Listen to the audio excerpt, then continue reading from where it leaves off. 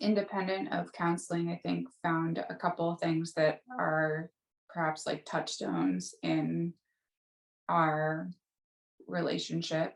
Um, I think we have like become both accepting of the saying all feelings are valid. And that was really helpful.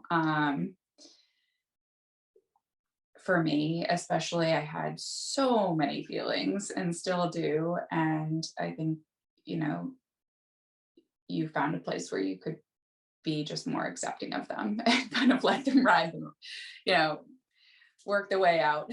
um, and we had a couple good strategies that we, perhaps haven't maintained as well as we should, but got us through some of the darkest weeks, which, we would get into bed and no matter what our mind state were individually or together, we would say 5 things that we were grateful for that day to each other.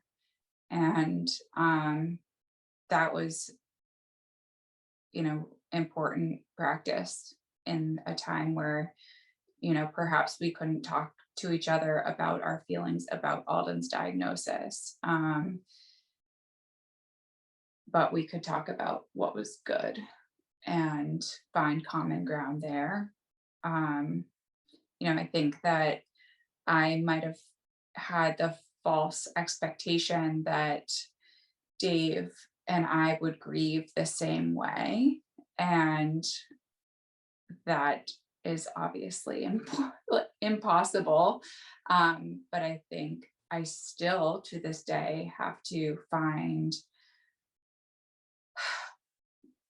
allow him to have the emotional processes that he has in whatever time he's having them and find that same self-compassion for what I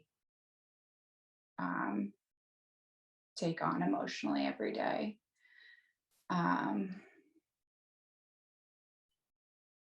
So I've also done a little bit of research into our personality types and Dave leaned into that a bit. And, I'm very emotional.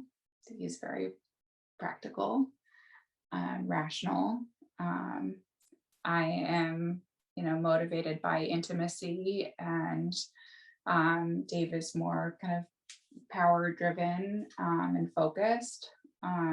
But we're both controlling personalities. So it can be kind of a recipe for great success when we are, moving in the same direction and doing it right. And it can be a recipe for really stubborn fights. So I think just even having that framework for our personality types, at least for me, the, psychology student, is helpful in really forgiving the fights.